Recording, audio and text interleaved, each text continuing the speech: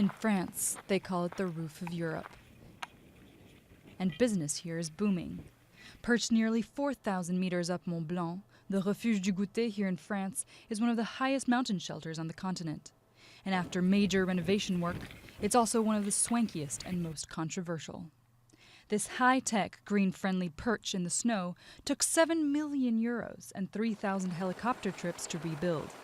Owners say the results are a model of eco-friendliness.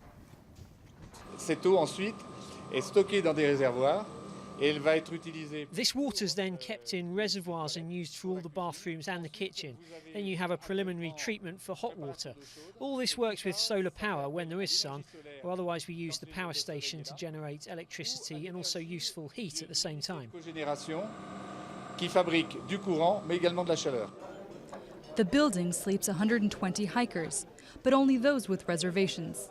This is now one of the most exclusive mountain refuges in the French Alps. It's more like a 3-star hotel, and probably some countries it would be as good as a 4-star hotel, but everything's really, really good. It's mainly about the building from the outside, because we've seen in pictures. This beautiful hiker's refuge, all on its own, I find it pretty impressive. It does something to you. Impressive though it may be, the shelter's new prices may leave some out in the cold, nearly doubling from 55 to 90 euros a night. No, we didn't book. You didn't book? No, so we don't know where we are going to sleep. Oh, we'll see. The tent. maybe it's something free inside. But there is nothing for free. Hikers have to have reservations. If they don't, they can sleep in the hall with the boots and trekking poles for a hefty fee. So some hikers choose to press on.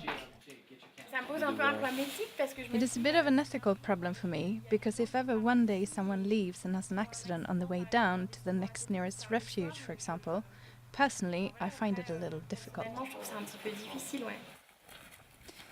But the managers of the mountain shelter see the changes as improving the hiking experience. In the old hut, it was a constant struggle.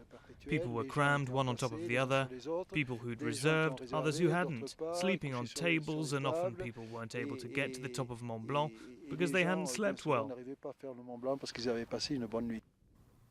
You've always needed an iron will to scale the heights of the French Alps, but now you might need a well-lined wallet too.